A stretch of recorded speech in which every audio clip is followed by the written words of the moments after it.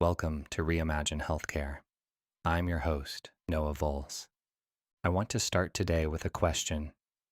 What if the reason you've been feeling terrible for the last 3 years isn't depression, isn't aging, isn't stress, and isn't in your head, but is actually a biological problem that your doctor's tests are simply not designed to find? That's not a rhetorical question. For somewhere between 10 and 15% of people being treated for hypothyroidism right now, that is exactly what's happening. They're being told their labs are normal. They're being told they're treated. And they're still exhausted, still foggy, still gaining weight, still canceling things they used to love doing. And nobody can explain why. Today, we're starting a 3-part series on thyroid disease, and I want to be upfront about what this series is and what it isn't. This is investigative journalism. We're going to look carefully at the gap between what the science actually says about how the thyroid works and what most patients in Southern Oregon are actually receiving as care. That gap is real. It's well documented. And it's affecting a lot of people in this region right now. This is not an attack on physicians. The doctors in our community are working hard under real constraints, limited time, limited resources, and medical training that in many cases hasn't kept up with the research. This is a system story, and like most system stories, the people inside the system are often doing their best. The system itself is what needs to change. And here's the thing. Catching thyroid dysfunction early, before you need medication, is far easier than trying to optimize treatment after years of being undertreated. If you have a family history of autoimmune disease, if you've had a baby in the last year, or if you're entering perimenopause, these are windows where thyroid problems often emerge. Getting a baseline panel now, before symptoms peak, gives you data to compare against later. The best time to understand your thyroid isn't when you're already exhausted and foggy. It's when you're still feeling okay, so you can spot the drift before it becomes a crash. So let's start where we always should, with a person. Her name is Kathleen. She's 46 years old, lives outside Medford, runs a small business, raises 2 teenagers. She was, by any measure, a high-functioning person. Competent, reliable, the kind of person who showed up, followed through, got things done. And then, gradually, she wasn't. It didn't happen all at once. That's important to understand. This isn't a story about a dramatic collapse. It's a story about a slow fade. First, it was fatigue. Not the kind of tired you feel after a long week. The kind that sleep doesn't fix. You wake up exhausted. You drink your coffee. You're still exhausted. Then came the brain fog. This heavy, fuzzy feeling, like your thoughts are moving through molasses, where you're second-guessing conversations you've had 100 times before, where words that used to come easily now feel like they're stuck somewhere between your brain and your mouth. Her digestion slowed. Her joints started aching. She gained weight despite eating carefully. Her periods became erratic. She started canceling things. First the small things, then the bigger ones. And then she started canceling herself, the version of herself she recognized. Her primary care doctor ran a blood test. TSH was mildly elevated. Free T4 was at the low end of normal. The doctor recognized the pattern, explained that Kathleen's thyroid wasn't performing optimally, and started her on Armour Thyroid, a medication that contains both forms of thyroid hormone. It was a reasonable call, a caring call. 6 months later, not much had changed. The labs looked acceptable. TSH had come down. Free T4 was in range. On paper, Kathleen was treated. In her body, she was still disappearing. Over the next 2 years, her symptoms compounded.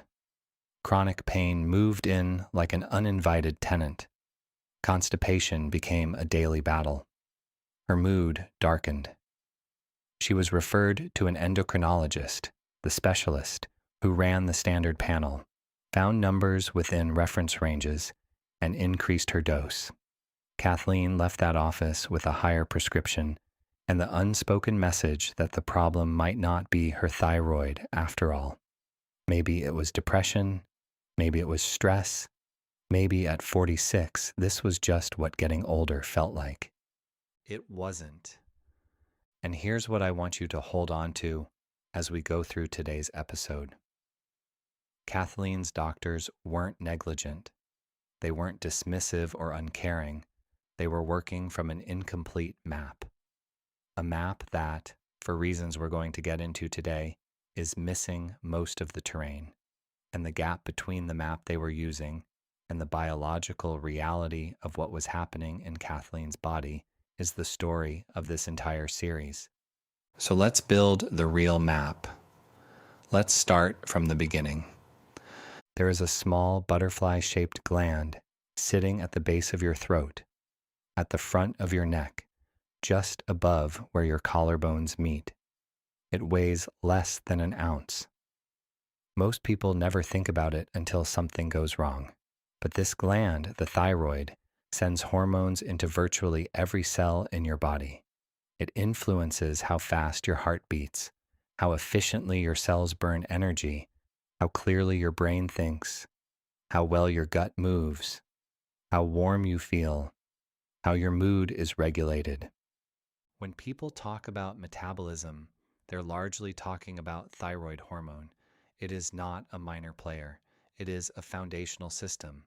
And the thyroid's relationship with a specific element called iodine is one of the most unusual arrangements in all of human biology. The thyroid pulls iodine from your bloodstream. Iodine you absorb from food, mostly seafood and iodized salt, and uses it as the essential raw material for building thyroid hormone. No iodine, no thyroid hormone. It's that simple.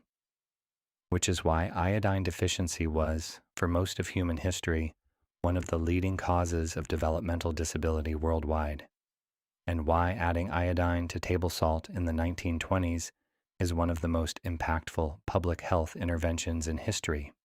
So the thyroid takes iodine and builds it into a molecule we call T4. That name comes from the fact that T4 carries 4 iodine atoms. The thyroid stores enormous amounts of T4 and releases it slowly into the bloodstream every day. And this is where most explanations of thyroid function stop.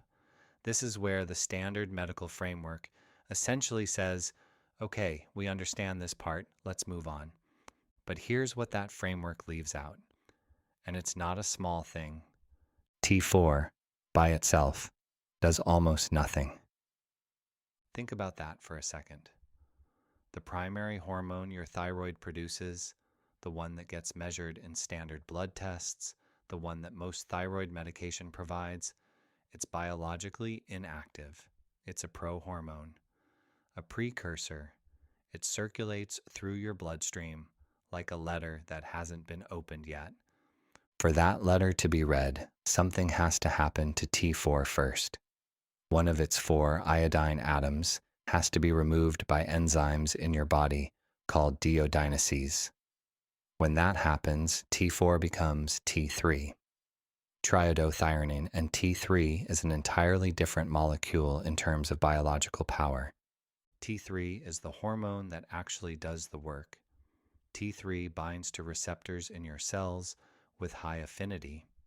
Once it gets inside the cell and into the nucleus, it begins regulating gene expression. It turns certain genes on and others off. It reshapes how the cell behaves at the most fundamental level.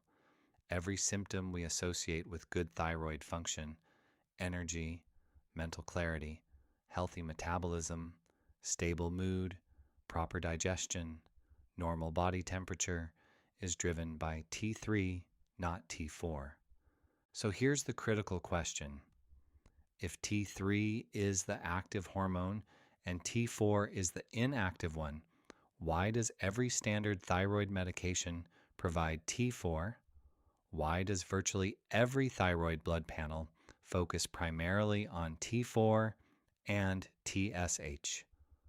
That's a question we're going to come back to throughout this series.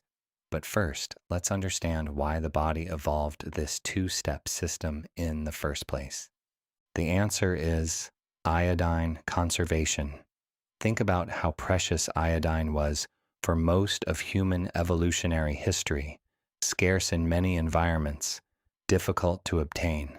The whole thyroid system evolved to hoard it. By storing hormone in its inactive 4-iodine form and only converting it to the active 3-iodine form when and where it's needed, the body conserves iodine with remarkable efficiency. But here's what that evolutionary solution created. It created a system where the amount of active thyroid hormone in your tissues is not simply a function of what your thyroid is producing. It's a function of what your tissues are converting, and those are not always the same thing. This is where it gets complicated, and this is where the standard medical framework starts to fall short. Your body has 3 different enzymes that convert thyroid hormone. Think of them as 3 different workers with different jobs.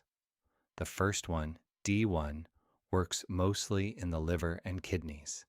It converts T4 to T3, but it also clears out inactive forms. D1 is sensitive to fasting and stress. When you're not eating well, D1 slows down. The second enzyme, D2, is the key player. It's about 1,000 times more efficient at converting T4 to T3 than D1. D2 is concentrated in your brain, your pituitary gland, and a special type of fat called brown adipose tissue. And here's what makes D2 so important. It allows individual tissues to regulate their own thyroid hormone supply independently of what's in your bloodstream. What this means is that your brain can have more or less T3 than your blood would predict. Your liver can be relatively low on active hormone while your TSH looks normal. The standard blood tests can tell you one story while your tissues are experiencing something entirely different.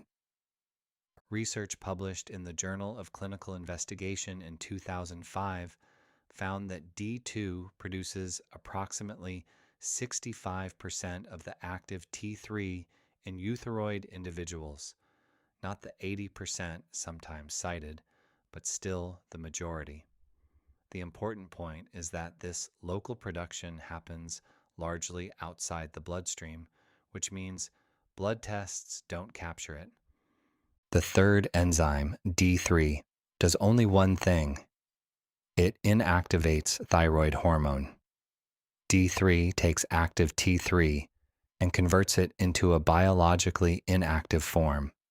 It also takes T4 and converts it not to active T3, but to something called reverse T3, also inactive. So you have D2 activating thyroid hormone and D3 inactivating it. The balance between those two determines what actually happens at the tissue level, regardless of what your blood test says. Let me give you a concrete example. There's a type of tissue in your body called brown adipose tissue. Brown fat, its job is to generate heat, and it's packed with D2 enzyme. When you're exposed to cold, the brown fat's D2 enzymes go into overdrive. T4 gets converted to T3 locally. And inside the brown fat tissue, T3 levels can surge. If you drew blood during this process, you would see completely normal thyroid levels. Nothing would flag. The bloodstream is undisturbed. But in the tissue, T3 has gone through the roof. The biological furnace is firing exactly when and where it's needed. The blood test would have told you nothing is happening, and almost everything important was happening. The same principle applies to your brain. Most of the T3 acting on your neurons right now does not come from your bloodstream directly. It's produced locally inside the brain by D2 enzymes converting T4 to T3 right there in the neural tissue. Your brain is manufacturing its own thyroid hormone supply, largely independent of what circulates in your blood. So let me ask you something. If the thyroid hormone that matters most is produced locally in the tissues by enzymes that don't show up in a blood test, what exactly are we measuring when we check a standard thyroid panel? We're measuring a reflection, a downstream echo, not the thing itself. And that brings us to TSH, the number that most doctors use as the primary and often only guide for diagnosing and managing thyroid disease. TSH stands for thyroid stimulating hormone. It's produced by the pituitary gland at the base of your brain. Here's how the system works. The hypothalamus monitors thyroid hormone levels the way a thermostat monitors room temperature. When levels drop, it signals the pituitary to release TSH. TSH travels to the thyroid and tells it to produce more T4. As T4 rises, the hypothalamus senses this and dials back and forth, a self-regulating loop. So a high TSH means the pituitary is working hard, trying to stimulate the thyroid, which usually means the thyroid isn't producing enough hormone. A low TSH means the pituitary has backed off. Here's the analogy I want you to hold on to.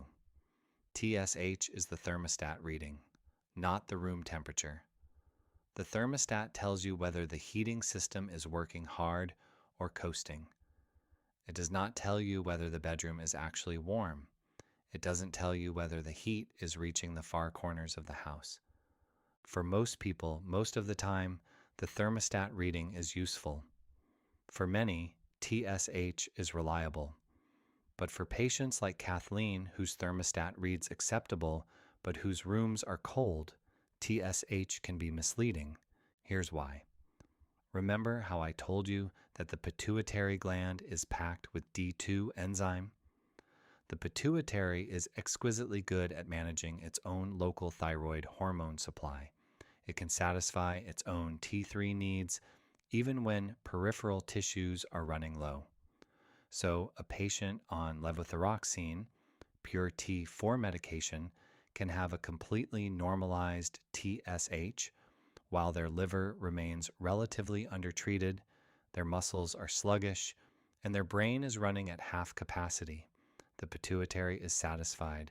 The rest of the body is not, and the TSH will tell you nothing is wrong. Now I want to talk about what happens when the body is under stress, because this is where the story gets really interesting. When the body perceives physiological stress, starvation, serious illness, chronic inflammation, severe psychological stress, the deiodinase balance shifts. D3, the inactivating enzyme, ramps up. D1 gets suppressed, and T4 gets shunted away from T3 production and toward reverse T3 production instead. Reverse T3 is the inactive decoy. When T4 gets converted, there are two possible outcomes. If the outer ring iodine comes off, you get T3, active, potent. If the inner ring iodine comes off, you get reverse T3, structurally similar, but biologically dead. No receptor activation, no metabolic effect. And why does the body do this? Why deliberately convert T4 to an inactive form? Because thyroid hormone drives energy expenditure. It's the gas pedal of your metabolism. When the body is under stress, when it perceives that fuel is scarce or that resources need to be conserved, it pumps the brakes. It makes less active T3. It makes more inactive reverse T3. It slows the metabolic rate deliberately. This made perfect sense for our ancestors facing famine or fighting off infection. For a modern patient with chronic autoimmune disease, chronic psychological stress, or chronic inflammation, it means the thyroid conversion system is running in perpetual emergency mode. making less of the hormone that drives every function you care about. And the TSH, sitting happily in normal range, will tell you nothing about any of this. Antonio Bianco, who is one of the world's leading thyroid physiologists and the author of a book called Rethinking Hypothyroidism, spent decades studying this system. And for years, despite all of that knowledge, he was telling his patients in the clinic that T3 levels don't matter, that TSH and free T4 are sufficient. He didn't question it. It was what the field taught. And then two patients changed everything. Both were teachers. Both were women. Both had lost careers they loved because hypothyroidism had taken their cognitive function. Their labs were normal. Their TSH was in range. Their free T4 was in range. And they could no longer teach. One of them said to Bianco, "I'm a math teacher. The day I left the hospital after my thyroidectomy, I left taking levothyroxine, and my brain stopped working. I had to quit." The first time he heard a story like that, he gave the answer medicine typically gives. Maybe therapy, maybe stress, maybe something else. The second time, from another teacher with almost identical circumstances, he thought, "This cannot be a coincidence." And he refocused his research. Decades of understanding the duodenase system in the lab finally colliding with the reality of what patients were experiencing in the clinic. Now let's talk about what causes most hypothyroidism in the first place, because this changes the picture even further. The most common cause, by far, is an autoimmune condition called Hashimoto's thyroiditis. And Hashimoto's is not simply a thyroid disease. This is one of the most important things I want you to take away from today's episode. In Hashimoto's, the immune system fails to recognize the thyroid as self. It produces antibodies, primarily against an enzyme called thyroid peroxidase, or TPO, that mark the thyroid for destruction. Immune cells infiltrate the gland and slowly dismantle it over months and years. As the thyroid gets destroyed, hormone production falls. TSH rises. Eventually, if enough thyroid tissue is destroyed, the person needs medication. And the standard treatment response to this is replace the hormone, give levothyroxine, normalize TSH, done. But here's what that treatment assumes. It assumes that the only thing Hashimoto's is doing is destroying the thyroid.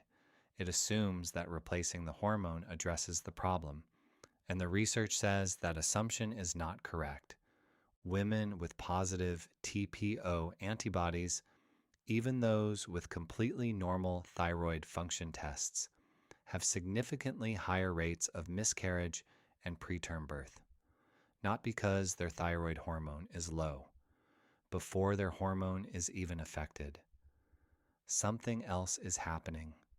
The immune dysregulation is active and doing damage in places that have nothing to do with the thyroid.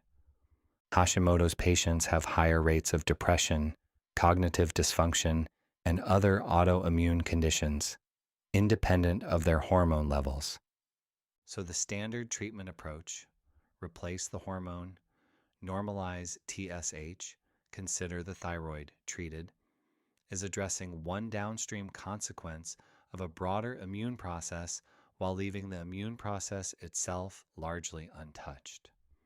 There is emerging evidence that selenium supplementation, vitamin D optimization, and reducing inflammatory burden can actually slow the autoimmune destruction of the thyroid.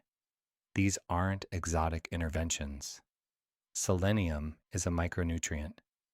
Vitamin D is something most people in Southern Oregon are deficient in for half the year, and multiple clinical trials have shown that selenium supplementation reduces the antibody levels associated with Hashimoto's. A 2024 meta-analysis published in the journal Nutrients confirmed this effect across multiple studies. Standard care typically doesn't address this dimension. Standard care replaces the hormone and monitors for progression. Now, I want to say something directly to people in Southern Oregon who are navigating this, because we have a specific regional situation worth acknowledging. There is a shortage of endocrinologists in Jackson County. With a population of over 220,000, we have only a handful of endocrinology specialists, and wait times often stretch to 3 months or more.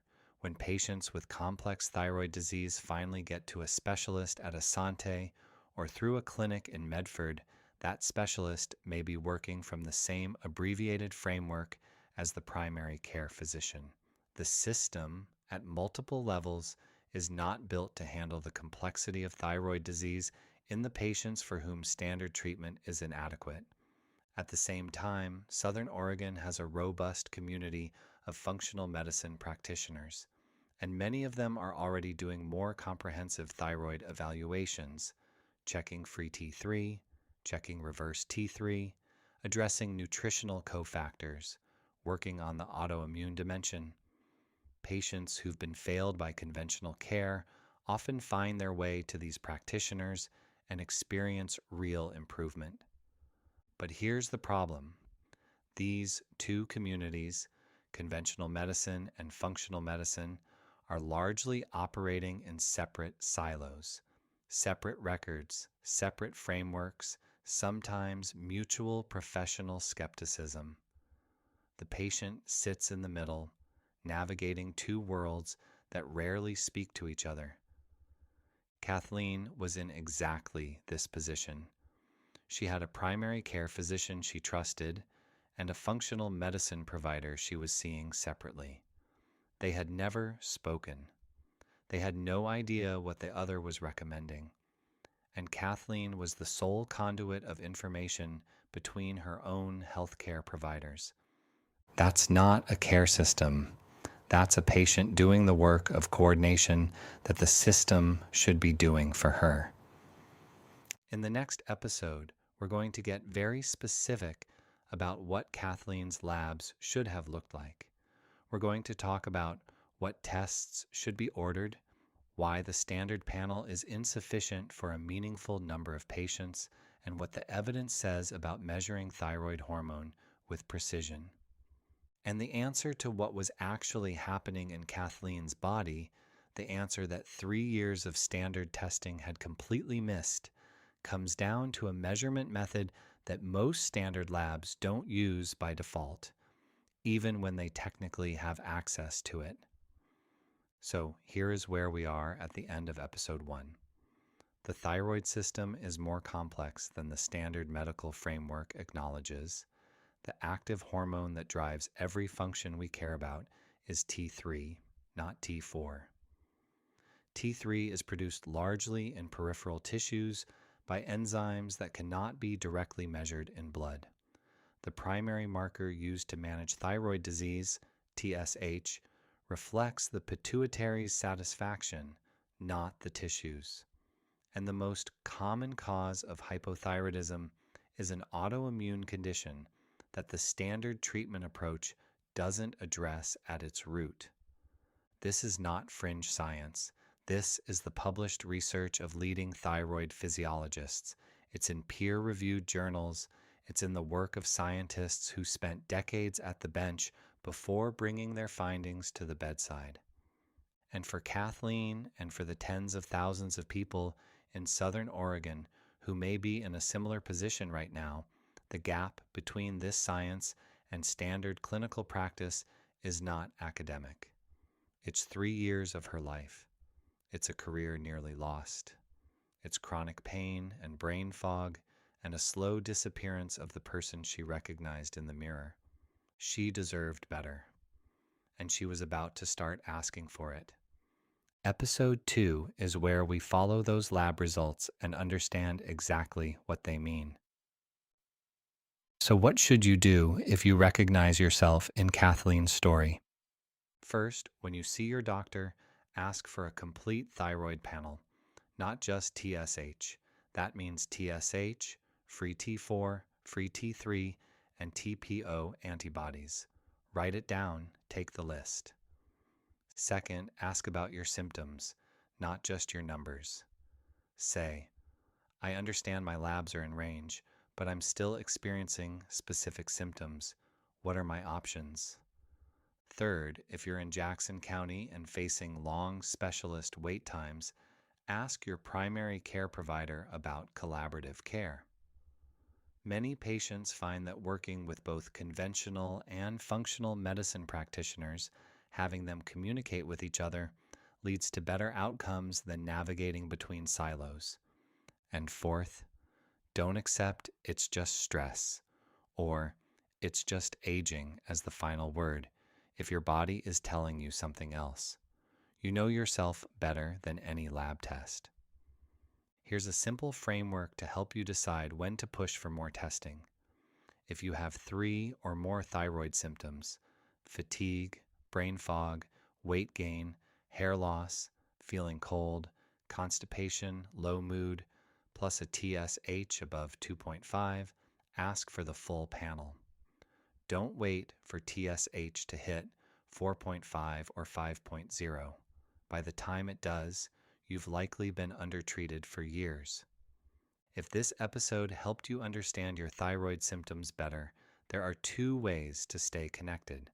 First, subscribe to our newsletter at reimagine-healthcare.org. We publish deep dives on Southern Oregon healthcare issues that don't make it into the podcast. Second, if you know someone who's been told their thyroid is fine, but they still feel terrible, share this episode with them. Thanks for listening to Reimagine Healthcare. This podcast is investigative health journalism. It's not medical advice. I'm a clinician acting as a journalist and healthcare advocate. The goal of this series is to help you ask better questions of your own physicians, not to replace their judgment.